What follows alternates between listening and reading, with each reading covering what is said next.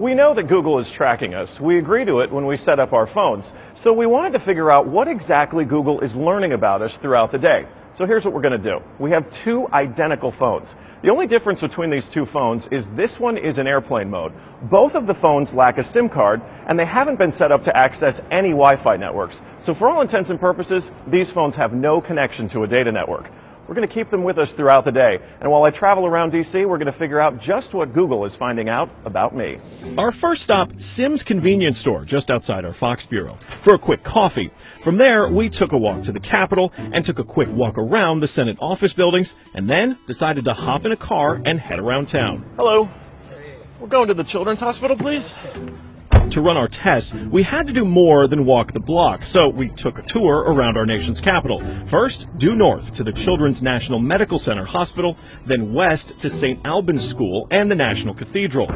Our tour around town was a 14-mile journey that lasted more than an hour. The entire time, the phones had no access to the internet. Oh my goodness. Not a Wi-Fi connection and not any cellular data service. It almost seemed quaint to assume that Google wouldn't even be able to collect data on me. Let's head back to the bureau, my friend. Oh, that church is beautiful.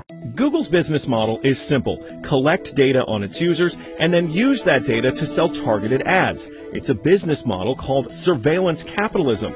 But does that critical data collection work even when your phones aren't connected?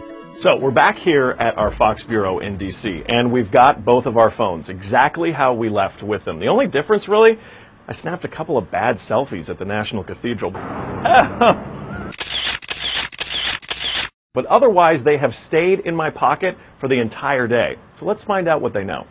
This is our man-in-the-middle device. It's basically a Wi-Fi network that these phones are going to connect to once we turn their Wi-Fi on.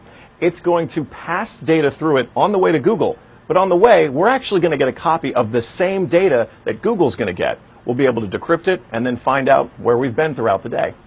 Within minutes, the numbers rolled in. The phone that wasn't on airplane mode registered more than 100 locations, 130 activities, and even 152 barometric readings.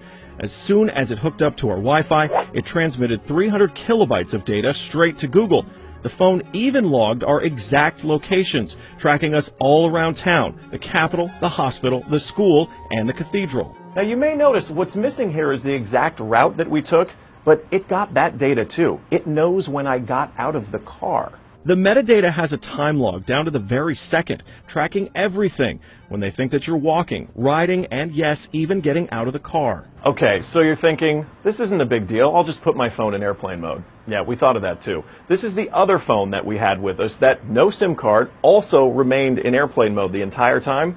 Let's see what kind of data it captured.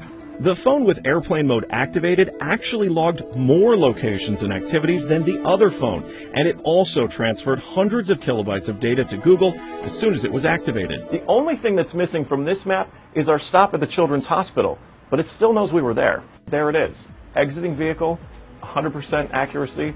Through complicated user agreements and free software, Google gets users to sign away their privacy for nothing. They're even following you in the places that most people would expect total privacy: government buildings, a children's hospital, a private school, a church. Every move you make, every step you take, Google is watching you.